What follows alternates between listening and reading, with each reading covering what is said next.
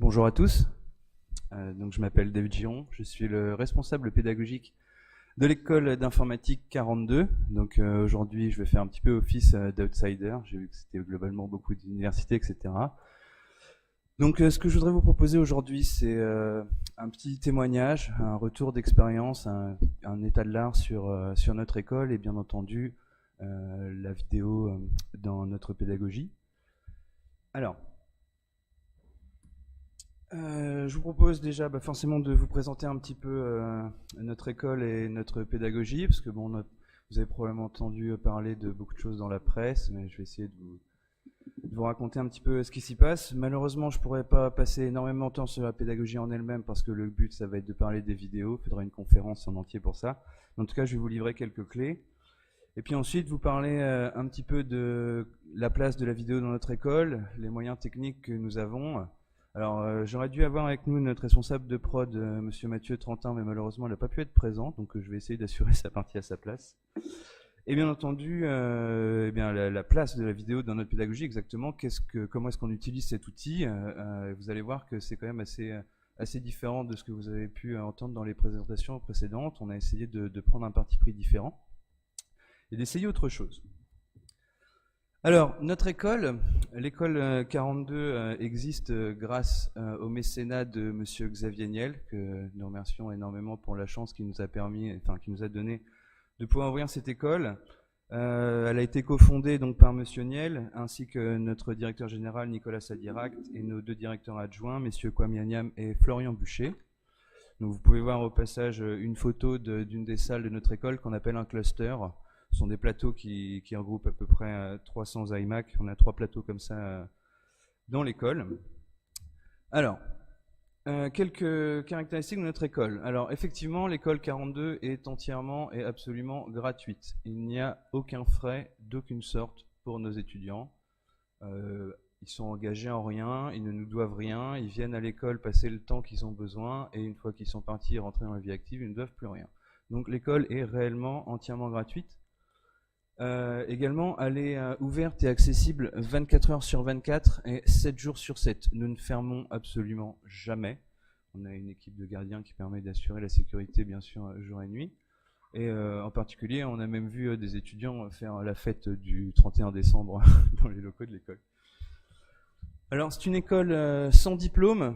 Alors, sans diplôme dans les deux sens, c'est-à-dire que nous ne demandons absolument aucun diplôme d'aucune sorte pour rentrer à l'école. Même pas le bac, il suffit d'être majeur.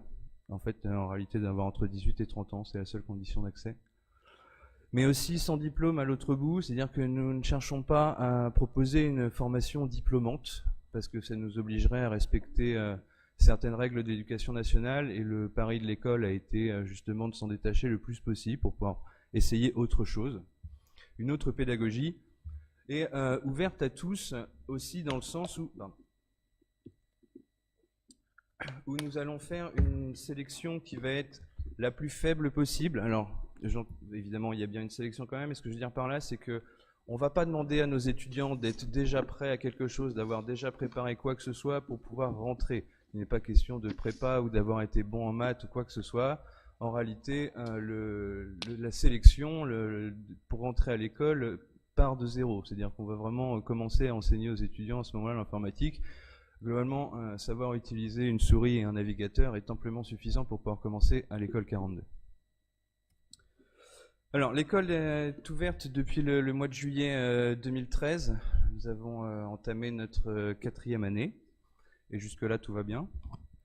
On compte un peu plus de 3000 étudiants maintenant dans l'école, pour un cursus pour une durée nominale d'environ 3 ans et demi. Alors là, c'est très important, je vais y revenir un peu plus tard dans cette présentation. Le cursus, en fait, est parfaitement asynchrone. Donc on va avoir des personnes qui vont pouvoir être expéditives, très douées et sortir au bout d'1 an et demi, 2 ans, et d'autres qui auront besoin de plus de temps et qui sortiront peut-être au bout de 5 ans, enfin quand ils seront prêts. Et pour information aussi, depuis le mois de juillet dernier, nous avons ouvert un second site à San Francisco, donc l'école 42 US, qui est donc dans sa première année, et on leur souhaite beaucoup de réussite. Alors, quelques mots sur notre pédagogie maintenant. Donc, comme je vous l'ai dit, je ne vais pas pouvoir rentrer dans les détails parce qu'il y a vraiment... Hop. Ah, je crois que j'ai touché un câble. Voilà. Voilà. Parce qu'il y a énormément de choses à dire, mais en tout cas, je vais essayer de citer certains points et de vous donner une petite idée de comment ça se passe. Alors, les points remarquables, c'est que déjà, nous n'avons pas de cours, nous n'avons pas de professeurs. Nous avons fait le pari de proposer une pédagogie, une école sans prof. Donc ça peut choquer. En fait, c'est parti de l'idée que se dire que pour devenir forgeron, il faut forger. Et on considère que nos étudiants vont devenir programmeurs en programmant. J'ai eu moi-même mon lot d'amphithéâtre et de cours, je sais tous les bienfaits que ça peut faire, mais je pense aussi qu'on n'apprend jamais plus que pendant qu'on écrit son programme concrètement. Donc on a essayé de faire en sorte de mettre ça en application complètement dans notre école, c'est-à-dire que je vais revenir dessus, mais tout est basé sur des notions de projet. Les étudiants passent le plus clair de leur temps à programmer.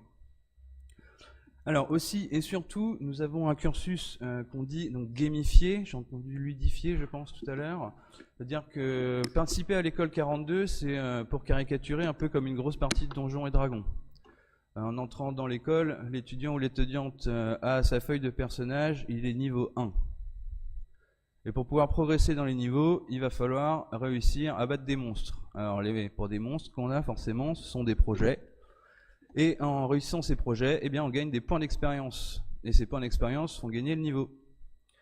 Et donc, en augmentant le niveau, ça va nous permettre de débloquer des projets de plus en plus difficiles, etc. Et vous voyez bien où ça veut en venir. Alors, là où je ne pourrais pas rentrer dans les détails, c'est sur toutes les notions d'achievements, de quêtes. On a vraiment un système assez poussé là-dessus. Tous les projets de l'école sont organisés sur un graphe qui parlera beaucoup à tous les joueurs de jeux vidéo présents dans cette salle. Ensuite, notre cursus, donc je l'ai dit en introduction, est parfaitement asynchrone. J'entends par là que l'étudiant peut prendre le temps dont il a besoin pour faire sa scolarité et il n'est soumis à aucun planning d'aucune sorte.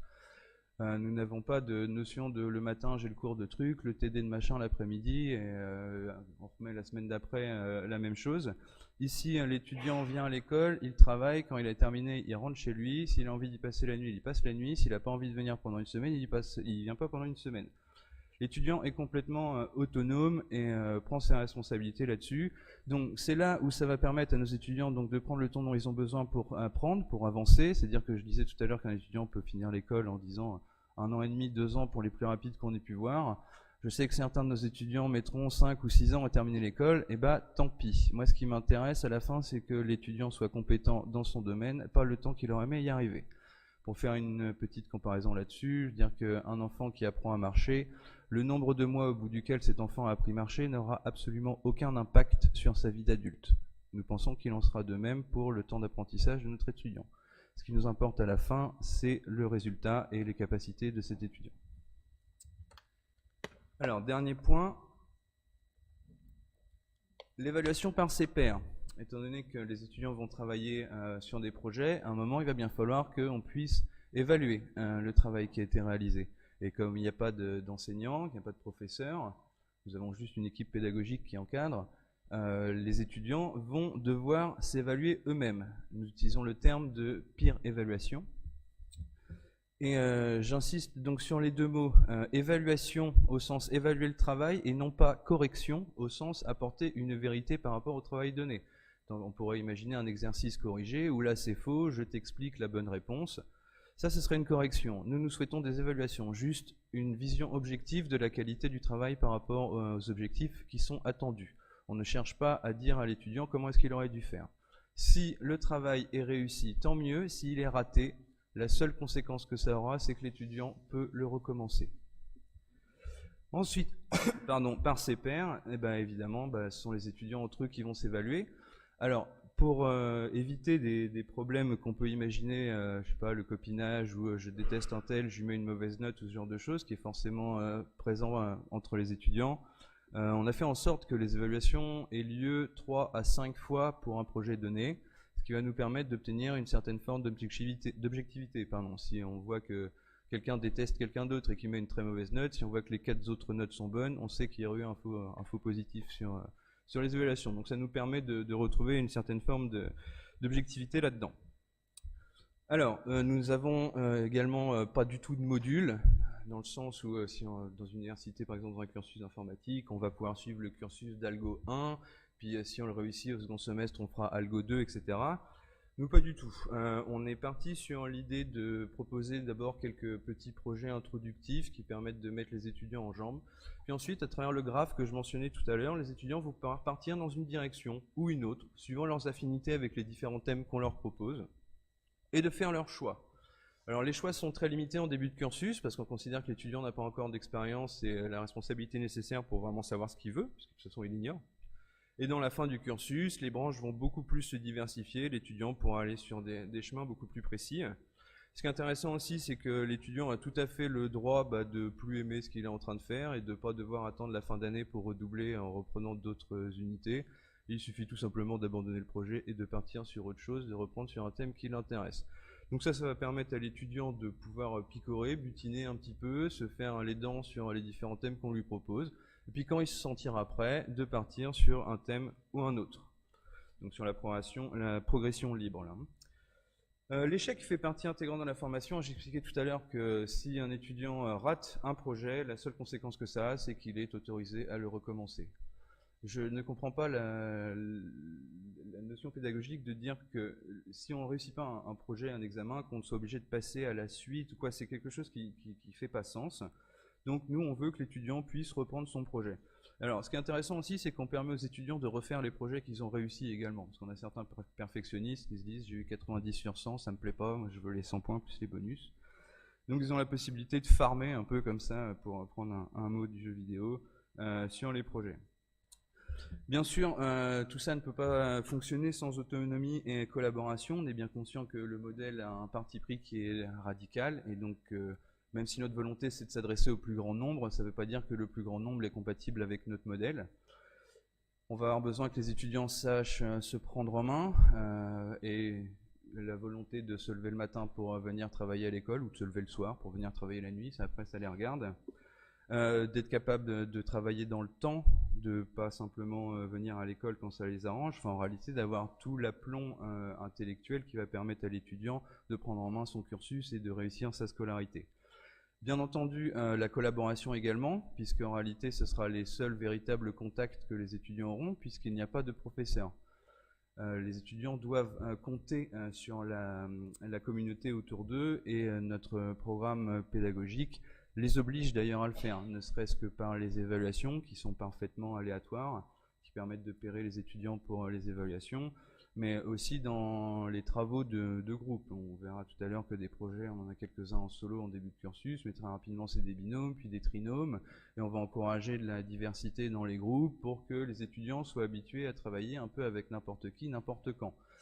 Alors ça va nous faire des profils de développeurs qui vont être très très intéressants pour les industries derrière. C'est-à-dire qu'on va avoir affaire à des jeunes en gros qui ont un peu peur de rien, donc certains qui ont beaucoup d'ambition, peut-être que c'est une bonne chose, mais en tout cas des personnes qui vont être capables de s'auto-former sur tout et n'importe quoi. J'ai le cas classique de l'entreprise qui va avoir un nouveau client qui a besoin de telle technologie, et l'équipe de développement qui est en désarroi parce qu'ils ont tous besoin de 2 mois de formation sur la techno. Nos étudiants, eux, au contraire, on va leur dire il y a telle techno, tu sais la faire? Non. Ah, comment on va faire? Je vais l'apprendre et puis dans 3 jours, ça sera réglé. On a vraiment un taux d'auto-apprentissage sur des étudiants qui sont en fin de scolarité qui est absolument bluffant. Bien, alors, venons-en maintenant à la vidéo 42. Alors là, toute cette partie-là, donc c'est la partie qui aurait dû être faite par mon collègue Mathieu Trentin, donc je vais essayer de faire au mieux, malheureusement je ne pourrais peut-être pas vous donner autant de détails techniques que lui. Alors, 42, donc ouverte depuis 4 ans maintenant, ça représente un total de 890 vidéos pédagogiques qui ont été réalisées entièrement en interne. Environ 400 vidéos de conférences, donc si vous faites le calcul, on est un tout petit peu en dessous de 2 conférences par semaine, c'est extrêmement intense. Et puis bon, 200 vidéos ludiques, parce que après les étudiants et le staff technique aiment bien s'amuser, c'est des vidéos pour les soirées, ce genre de choses. Donc pour vous donner des temps également, les mêmes noms, mais cette fois mis en bout à bout, ça donnerait à peu près 5 jours de vidéos pédagogiques assis devant les vidéos, 14 jours pour les conférences, et bon, une petite journée pour les vidéos ludiques. Alors, plus techniquement, donc là, ça représente 1 Tera 2 de données en augmentation constante. C'est-à-dire que là, je pense qu'on aura passé les 1000 vidéos d'ici la fin de l'année très largement. Tout ça est hébergé sur un CDN local qui va nous permettre de servir sur notre intranet, en particulier l'e-learning de notre intranet. Donc tout ça a été développé complètement en interne. Malheureusement, c'est closed source et complètement privé. Mais bon, on a quand même les mêmes caractéristiques que ce qui a été développé sur certaines illustrations qu'on a vues aujourd'hui, à savoir des vidéos sur lesquelles on va pouvoir prendre des notes. Bien entendu, on a intégré également la notion de pouvoir sous-titrer pour les traductions, tout un tas de tagging, de chapitrage, etc. Ainsi qu'une web TV, très très similaire à YouTube pour toutes les autres vidéos, donc celles qui ne seront pas pédagogiques, à savoir donc les conférences et les vidéos un petit peu plus ludiques. Et une plateforme sur laquelle les étudiants peuvent eux-mêmes uploader absolument toutes les vidéos qu'ils ont envie, qu'ils ont fait. C'est une plateforme absolument libre pour eux.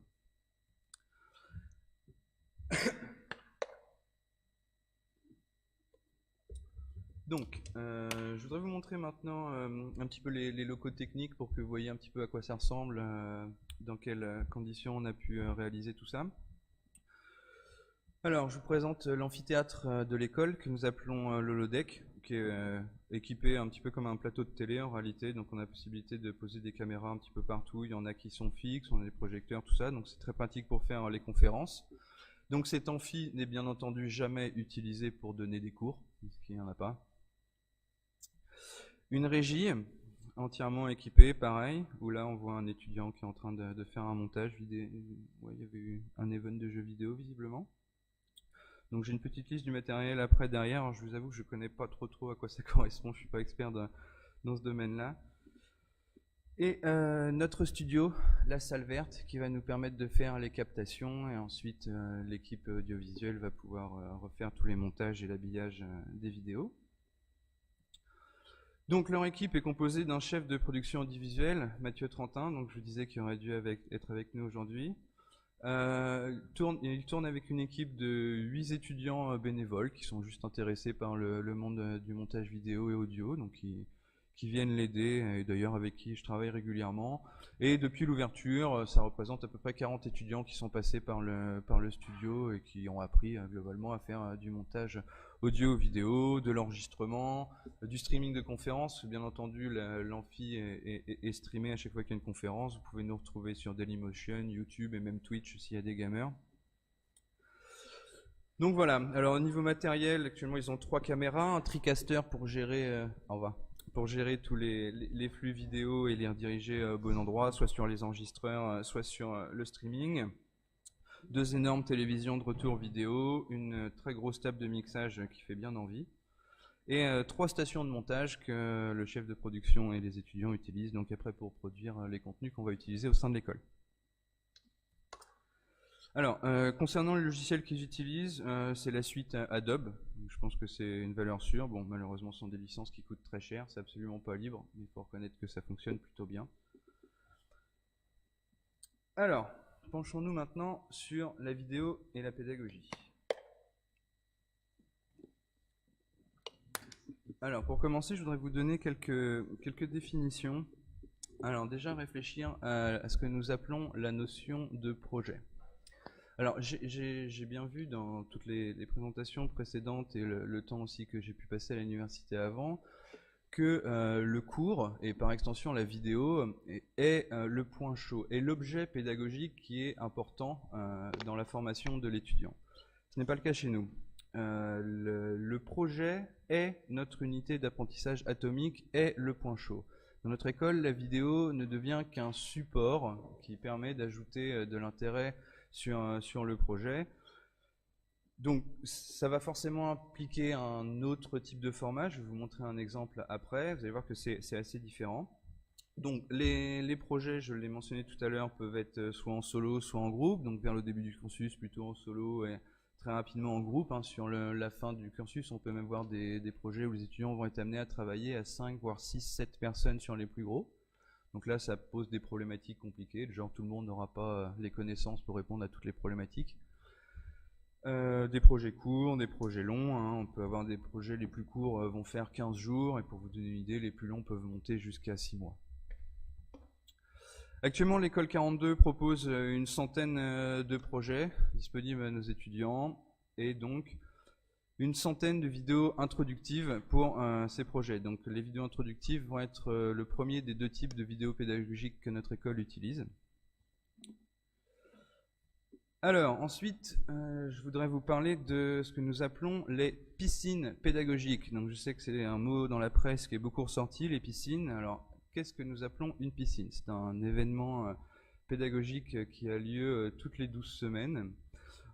Alors, ça permet, en fait, on va proposer aux étudiants pendant 15 jours de s'intéresser de manière très intensive à un thème précis et réduit. Alors, on va pouvoir parler par exemple de programmation web avec PHP, programmation fonctionnelle avec OCaml, programmation objet avec C++, Python, Django, Ruby on Rails, JavaScript et les architectures immutables. Des thèmes précis, encadrés et qu'on va faire rentrer sur 2 semaines. Actuellement, donc, nous avons 6 piscines disponibles, mais nous sommes encore en train d'en développer d'autres, donc le nombre va augmenter. Ce qui est très très intéressant de noter, c'est que ces piscines pédagogiques concentrent l'immense majorité des vidéos pédagogiques que nous allons proposer à nos étudiants. Environ 620 vidéos que je vais maintenant qualifier de vidéos d'apprentissage, qui est donc le deuxième type de vidéo pédagogique que notre école va proposer à nos étudiants. Enfin, la piscine de sélection, donc je mentionnais en introduction de cette présentation, donc nous avions cette sélection d'étudiants, donc elle dure 4 semaines. Alors, concours d'entrée à 42, je regrette un petit peu le choix de ce mot, je trouve que concours n'est pas adapté, parce que dans concours, il y a l'idée de, il y a tant de places, et puis le temps plus 1, tant pis pour lui, il est en liste d'attente, c'est terminé. Non, en réalité, nous on va sélectionner tous les étudiants qui sont méritants, c'est-à-dire qu'on va fixer un certain nombre d'objectifs, et on va sélectionner toutes les personnes qui atteignent cet objectif et absolument pas par rapport à un quota. Alors 4 semaines, ça aussi c'est une caractéristique qui est très importante, c'est-à-dire que quand on va vouloir candidater pour une école privée, généralement on va être confronté à un concours d'entrée qui va peut-être durer 4 heures, 8 heures, plus rarement sur 2 jours. Et si pour une raison quelconque on n'est pas en bonne forme ce jour-là et qu'on rate ce concours d'entrée, c'est terminé, la scolarité est cuite. Réessayer l'année prochaine et encore si c'est possible de réessayer. Nous proposons 4 semaines. Et pendant ces 4 semaines, l'étudiant va être évalué sur sa performance globale, sur sa progression, son accélération, et surtout pas seulement sur des critères techniques. On va aussi essayer de mesurer sa sociabilité, la façon dont il va pouvoir interagir avec les autres. Bon, c'est un petit peu compliqué. Là-dessus, on essaie de garder quand même un certain secret parce qu'on ne voudrait surtout pas que nos étudiants commencent à nous min-max pour pouvoir rentrer là-dedans.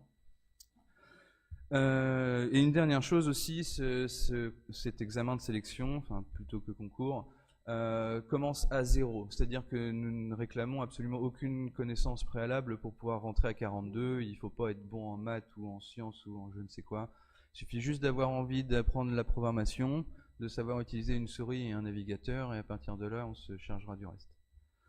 Donc cette piscine de sélection concentre 170 vidéos d'apprentissage, donc le deuxième type de vidéo pédagogique présent à l'école. Donc je disais, nous avons donc 2 types de vidéos pédagogiques à l'école 42, les vidéos introductives donc, qui sont liées à nos projets et les vidéos d'apprentissage qui sont liées à nos piscines. Alors, les vidéos introductives ne contiennent absolument aucune transmission de connaissances. Il va s'agir quelque part de donner un visage humain avec un discours qui va donner envie à l'étudiant de faire le projet. On peut voir ça comme une espèce de pitch. Alors, il y a un plan qui est très strict, une présentation forcément du sujet, de travail à réaliser. Obligatoirement une démonstration d'une implémentation de référence qui aura été écrite par l'intervenant pour que l'étudiant ait une idée du travail attendu. Et ça c'est très important aussi, toutes les documentations que l'intervenant va juger nécessaire de transmettre à l'étudiant pour commencer. En réalité cette vidéo elle va servir de kickstart pour pouvoir commencer le projet, de point d'entrée. Des choses qui ne sont pas forcément évidentes au premier abord pour l'étudiant, ça va être de remarquer qu'on va utiliser un vocabulaire très particulier, où on va essayer de mettre des mots-clés, d'appuyer sur certains points particuliers pour encourager l'étudiant ensuite à aller faire des recherches sur le vocabulaire précis qu'on aura utilisé dans ces vidéos-là. Et donc forcément les documentations, des articles, enfin, tout ce qui pourra aider l'étudiant à se lancer dans le projet. Alors, je voudrais vous proposer une petite illustration, donc de regarder ensemble une de ces vidéos. Alors, on va pas la regarder en entier, bien entendu, c'est pas le but. Ce que je veux juste, c'est vous donner un petit peu une idée de à quoi ça ressemble, à quoi nos étudiants sont exposés. Donc là, il va s'agir d'un petit projet de programmation web avec OCaml, donc qui a été réalisé par un collaborateur extérieur qui s'appelle Vincent Balla, qui est aujourd'hui CTO de la boîte Bisport. Il était également maître de conférence à Paris Diderot et un ancien de l'INRIA, donc peut-être que certains d'entre vous ici l'auront croisé. Donc sur sa technologie Oxygène, donc pour vous situer, c'est un projet court en solo qui est au début de la branche sur la programmation fonctionnelle. Alors, hop, je vais essayer de la lancer. Donc je vais mettre le son en fond, mais le but ne va pas être réellement d'écouter la vidéo, ça va être d'essayer de vous montrer un petit peu ce que je montrais. Bon, alors on a tous un petit générique d'abord. Alors toutes les vidéos vont s'ouvrir forcément sur une... Alors je sais pas comment on baisse le son sur cet ordinateur. Je vous demande juste une seconde. Où est-ce qu'il est ? Il est là. Voilà. Donc je vous le disais, pour donner un visage à la vidéo, donc là en l'occurrence Vincent qui va présenter donc son projet. Il a d'abord commencé par se présenter lui, puisque comme on a fait un intervenant extérieur, on veut que l'étudiant puisse savoir qui est cette personne, ce qu'elle fait, d'où elle vient, pourquoi est-ce que ce projet leur est proposé. On veut pas juste les embêter, il y a une raison derrière tout ça. Donc Vincent va faire toute sa présentation, puis ensuite on va arriver, je pense, voilà. Ici, une petite démonstration d'implémentation. Donc, pour ceux qui connaissent la stack Oxygène, là, il s'agit de faire connaissance avec le compilateur JS of OCaml, où les étudiants donc vont apprendre à dessiner dans un canevas. Ils doivent faire un petit jeu, oui, des bébêtes qui se courent après. C'est rigolo, mais ça permet de prendre en main la techno. C'est vraiment un projet introductif. Et là, ensuite, on voit que Vincent est passé sur les documentations. Donc, il va pouvoir montrer les différents points pertinents, les choses à regarder. Donc ça va être là où on va pouvoir introduire tout ce vocabulaire, de montrer les pointeurs, etc. Donc ça, c'est assez stéréotypique de ce qu'on va proposer à nos étudiants sur les projets. Voilà. Hop. Reprenons. Ça marche toujours. Alors maintenant, concernant nos vidéos d'apprentissage. Donc là, on va être sur quelque chose de radicalement différent de ces vidéos de présentation, vidéos d'introduction. Donc là, on va être beaucoup plus proche d'une vidéo type classique où on va avoir un enseignant qui va donner un cours, même si évidemment c'est fait à notre sauce. Donc on est parti sur des formats très courts qui vont, chacune des vidéos va s'appuyer sur une notion atomique de ce qu'on souhaite aborder. Et ensuite, toutes ces vidéos vont être classées sur l'intranet, en particulier sur l'e-learning, regroupées par notion, par thème, pour pouvoir proposer un accès rapide et qui va être à chaque fois en lien avec ce que l'étudiant a à faire comme travail pour telle ou telle journée de sa piscine. Donc là encore, on a un chapitrage donc sur chaque groupe de notions qui est très strict. On veut que les groupes commencent toujours par une vidéo d'introduction pour présenter l'ensemble de vidéos qu'on va voir. Je veux surtout pas que en rentrant sur une journée, l'intervenant rentre sur le vif du sujet sans qu'on sache qui, pourquoi. Par contre, ensuite qu'on a eu cette vidéo d'introduction, on va avoir des vidéos atomiques qui, elles, sont parfaitement indépendantes, n'ont aucune introduction. Le but, c'est d'accéder à l'information immédiatement, de manière la plus efficace possible. À la fin de ces groupes, on va également avoir une vidéo de conclusion qui va nous permettre de synthétiser toutes les notions qu'on a vues sur le groupe de vidéos et là de ramener sa substance la plus essentielle. Alors, ces vidéos n'ont absolument pas pour but d'être exhaustives, bien au contraire. Nous voulons, je vous l'ai dit, les faire les plus efficaces possibles, mais elles nécessitent un approfondissement de la part de l'étudiant. C'est-à-dire que lorsque vous avez suivi, je sais pas, par exemple une piscine de programmation C++ à 42 et que vous n'avez regardé que les vidéos, vous n'êtes pas apte, vous ne savez pas programmer en C++. Par contre, vous avez eu les points d'entrée nécessaires, les notions fondamentales qui vont vous permettre d'apprendre à programmer en C++. Alors, je vais vous montrer un petit exemple de vidéo. Donc, ça appartient à la piscine programmation fonctionnelle avec OCaml, en particulier donc le D06, ce qui correspond à la 7e journée, puisqu'en informatique on commence à numéroter à partir de 0. Et donc sur le groupe auquel cette vidéo appartient, ça va être la 3e vidéo sur les 7, donc il n'y aura pas de présentation d'interlocuteur. Alors, il se trouve que sur cette vidéo en particulier, l'interlocuteur, ça va être moi. Je vous demande d'être gentil. Parce qu'il se trouve que toutes les personnes du staff de 42 ont un jingle personnalisé au début de chaque vidéo, et je pense qu'il va y avoir quelques sourires dans la salle. Je vous laisse juger. Bon, ce que je veux vous montrer dans cette illustration, c'est que de la même manière, on va commencer par un plan en face caméra où l'intervenant va introduire donc la notion qu'on va aborder aujourd'hui. Les vidéos sont conditionnées pour durer de 8 à 10 minutes. Et immédiatement après l'introduction de la notion, on va rentrer donc sur cet écran sur lequel les étudiants sont très familiers, d'avoir en arrière-plan le terminal avec l'éditeur de code et l'intervenant en vignette en bas à droite.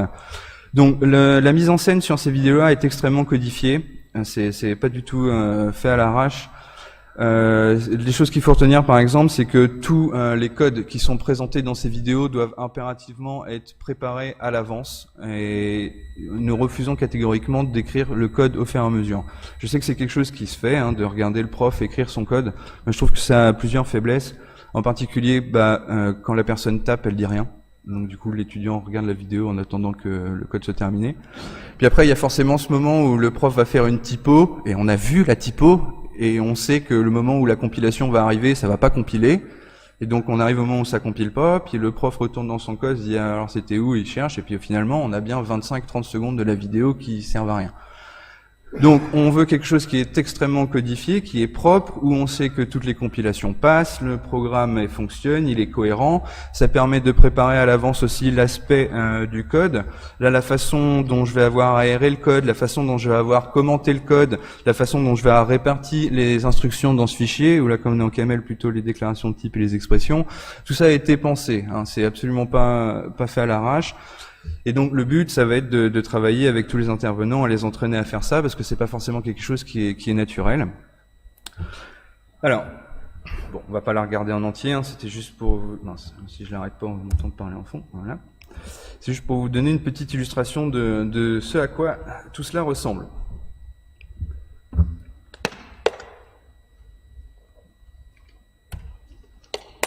Alors, je vous ai préparé un petit graphique pour essayer de vous faire réaliser la proportion du vidéo en temps pour nos étudiants. Alors, si vous regardez le graphique de gauche, ça va représenter les différentes vidéos séparées selon les activités. Donc, selon la légende, vous voyez que 70% de nos vidéos sont pour les piscines pédagogiques, 19% pour la piscine de sélection, et donc les vidéos de projet introductives représentent 11% seulement de notre parc de vidéos, enfin de notre cheptel de vidéos pédagogiques.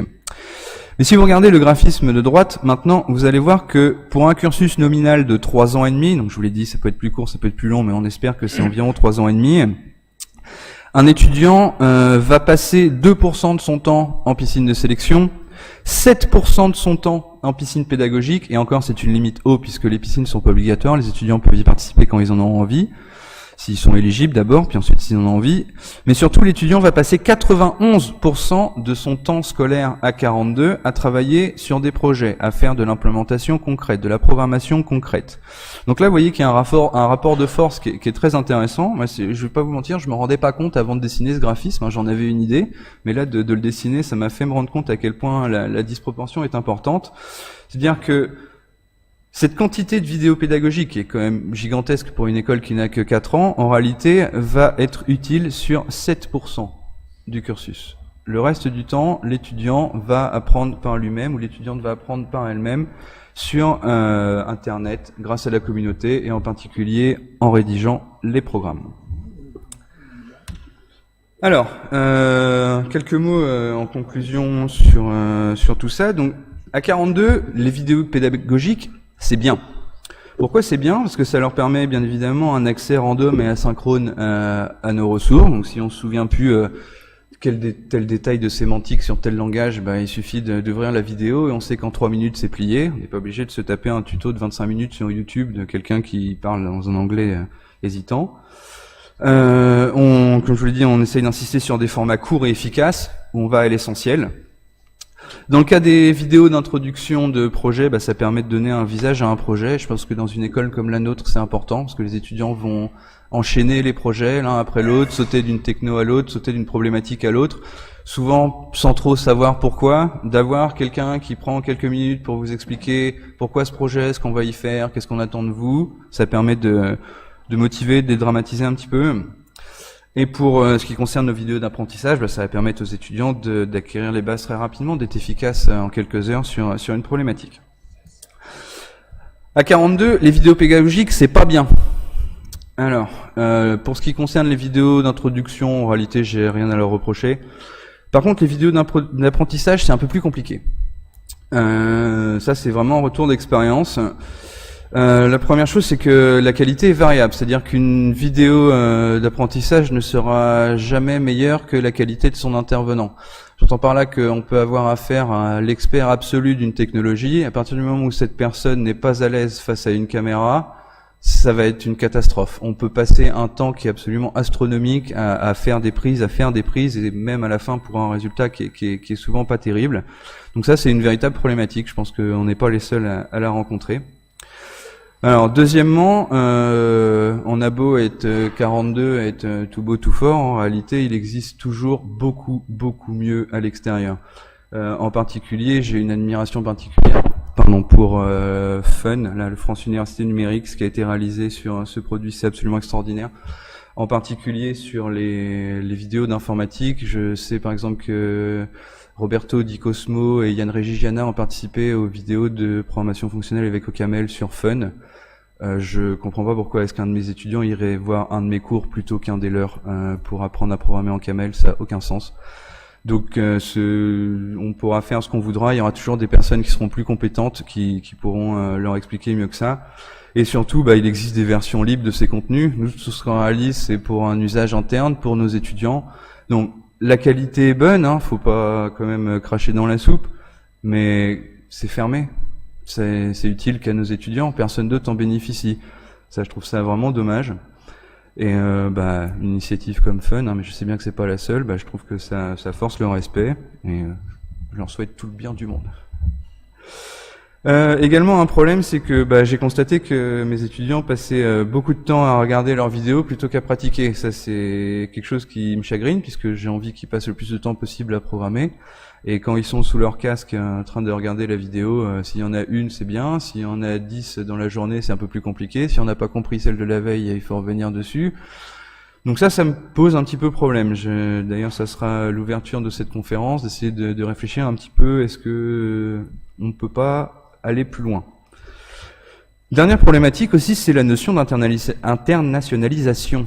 Notre école est une école française avec des contenus en français, sauf que je vous l'ai dit tout à l'heure, nous avons une école sœur qui est ouverte aux États-Unis au mois de juillet dernier. Donc du coup, qu'est-ce qu'on fait en sous-titres? C'est bien de sous-titrer, mais ça fait un Américain qui regarde un Français avec des sous-titres. Bon. On peut faire du voice-over, alors ça vaut ce que ça vaut. Ça peut fonctionner aussi. On pourrait aussi envisager refaire la vidéo avec un interlocuteur qui va parler la langue maternelle. Donc là, comme ça, c'est un problème qui paraît pas forcément, mais en réalité, c'est compliqué. Ce qu'il faut savoir également, c'est que 42 aujourd'hui s'est associé à plusieurs écoles dans le monde pour lesquelles on distribue notre contenu sous licence, et donc on a quasiment autant de langues que de pays. Donc ces pays ont accès à nos contenus en anglais. Mais est-ce que ça pourrait pas être intéressant de leur proposer aussi dans leur langue natale? Je pense que l'informatique est avant tout une pratique, un domaine qui se pratique en anglais, bien entendu, mais je pense que pour débuter, en tout cas les premiers mois, peut-être la première année, je trouve que ce serait pertinent que les étudiants puissent avoir accès à un contenu dans leur langue natale et basculer sur un contenu en anglais dès que ça nous paraîtra raisonnable. Donc c'est une problématique, on y répond. Là actuellement on a très principalement utilisé le sous-titre. On a également quelques voice-over qui donnent des résultats que je trouve pas ouf. Là je vais lancer une campagne pour re-shooter un certain nombre de vidéos avec des intervenants qui parleront donc anglais nativement. On va voir ce que ça va donner, mais là du coup ça implique un autre problème, c'est de trouver l'intervenant qui va être compétent sur ce sujet en particulier. Donc bon, c'est un problème à tiroir, mais c'est passionnant. Alors, une petite ouverture pour terminer cette présentation.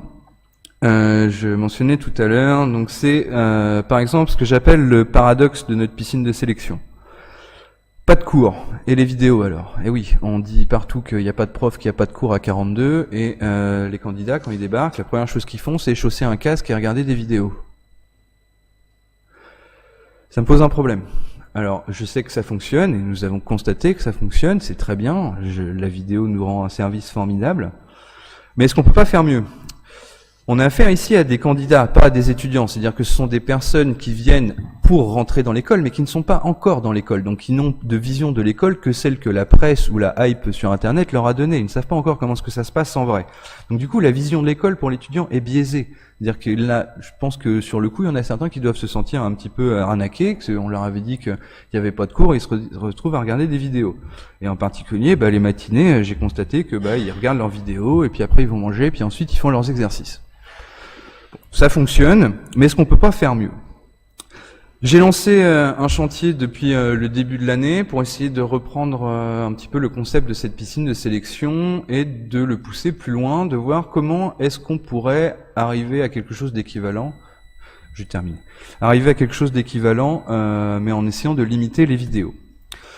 Donc l'idée, ça serait de s'inspirer de ce qui se fait dans les jeux vidéo et de remplacer nos vidéos par des tutoriels pratiques partout où ce sera raisonnable. J'entends par là que si vous commencez un nouveau jeu vidéo, déjà vous n'allez pas commencer par regarder une vidéo qui vous apprend à jouer. Vous allez avoir généralement un petit tutoriel, on va dire, alors, pousse la souris sur le bord gauche de l'écran pour faire défiler, clique pour sélectionner ton bonhomme, etc., etc. Et à chaque fois, on a cette espèce d'enchaînement d'actions unitaires où on dit fais ci, fais ça, et petit à petit, on apprend à maîtriser le jeu. Donc ça m'inspire. Je trouve que c'est très pertinent. Là, le modèle que je voudrais développer exactement sur notre pédagogie, ça serait d'avoir une espèce de petit tutoriel où l'étudiant va lui faire d'abord rechercher une commande ou une syntaxe, et ensuite la lui faire appliquer. Par exemple, si parmi vous les personnes qui connaissent bien le shell, pour changer de répertoire, on va leur faire deviner la commande CD. C'est-à-dire que le tutoriel dirait « Trouve la commande qui permet de changer de répertoire dans ton terminal ». Et une fois que l'étudiant l'a fait, maintenant change de répertoire. Et de construire sur cette idée pour essayer d'avoir une interaction avec l'étudiant où il va pas seulement être passif, ne pas être enfermé et dépendant aux vidéos, mais avoir vraiment une implication concrète, active dans sa démarche de rechercher la connaissance, puis de l'appliquer. Voilà, c'est sur ces mots que je terminerai cette présentation. Je vous remercie beaucoup de votre attention, et si vous avez des questions, c'est maintenant.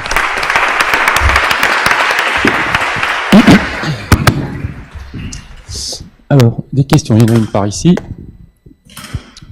Bonjour, donc j'ai une question annexe. Donc j'ai visité l'école 42 l'automne 2016, j'ai visité votre école. Hein. Oui. Ce qui m'a choqué, c'est les plateaux.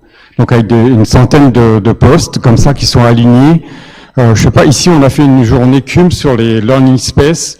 Donc réfléchir vraiment à aménager l'espace pour que donc les étudiants ou l'apprentissage se passe mieux. Est-ce que vous avez vous allez faire donc une réflexion pour changer ces plateaux par une autre disposition pour que Je comprends tout à fait votre question. Alors en ce qui va concerner le site parisien, on va rien changer. Par contre, ce qui est certain, c'est que on a bien évidemment remarqué ça, qu'on se retrouve avec des énormes open space. Donc, c'est pas forcément uniquement un problème, parce que ça permet quand même aux étudiants de pouvoir se déplacer librement, d'avoir accès un petit peu à tout le monde, tout partout. Alors après, je sais bien l'image que ça peut donner d'étudiants en randonnion. Après, quand vous êtes dedans, quand vous êtes étudiant à l'école, vous êtes absolument pas un numéro sur une rangée. Vous pouvez aller n'importe où, n'importe quand. Le but, c'est que les étudiants aient accès à tout le monde tout le temps. Par contre, sur notre site américain, on a essayé les choses autrement. Là, on a fait un seul et unique plateau de 1024 postes. Et ce plateau a été réparti en zones qui ont des formes différentes suivant là où on est. On va avoir des petites rangées, après on va avoir des demi-cercles, on va avoir des genres de choses. Donc ça, effectivement, c'est quelque chose qu'on a essayé d'améliorer sur le deuxième site. Tout à fait. D'autres questions ?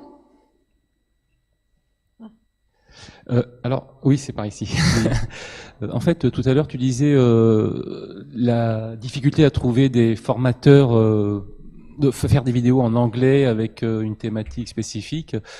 Pourquoi ce serait pas la partie américaine qui ferait ces vidéos, puisqu'ils ont finalement les personnes qui vont bien ça informatiquement? Va le devenir, effectivement, ça va le devenir, mais l'ouverture est très récente, hein, c'est juillet dernier quand même.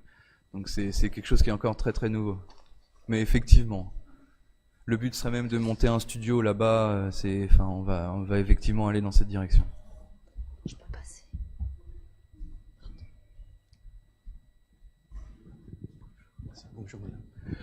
Bonjour. En fait, j'ai 3 questions. 3 petites questions. C'est comment vous organisez les évaluations? Est-ce que c'est toujours des évaluations par les pairs? La deuxième question, c'est vous avez parlé de programmes, mais donc quels sont les programmes et les contenus? Et également, vous avez parlé de e-learning. Est-ce que vous avez une plateforme de e-learning? Alors la première question. Les évaluations. Est-ce Oui, que c'est les toujours... évaluations. Alors, la totalité des évaluations sont faites par les pairs. Il y a une toute petite entorse à ça, c'est pendant la piscine de sélection. C'est bien sûr week-end inclus, hein, cette piscine.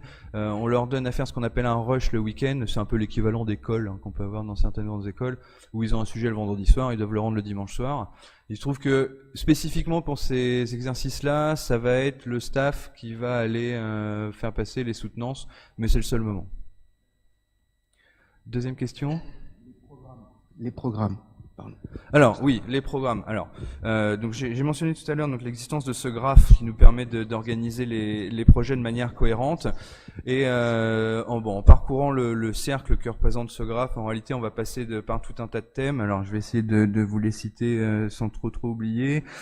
Donc si on part sur le bas, on va être sur tout ce qui concerne la programmation graphique, on va remonter, on va aller vers de l'algorithmie, puis de l'intelligence artificielle. Au-dessus, on va tomber, alors c'est pas forcément des liens sémantiques, hein, c'est un peu arbitraire. Au-dessus, on va avoir au-dessus, quand on fait le tour, après on arrive du centre, hein, donc il n'y a pas des liens sur les branches.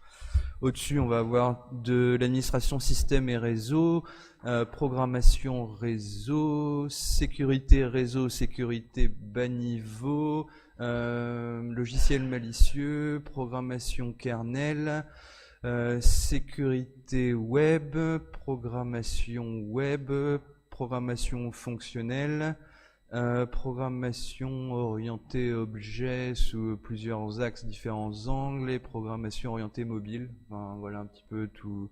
J'en ai probablement oublié là, je l'ai pas sonné. Et la dernière question, c'était les plateformes de e-learning, c'est ça?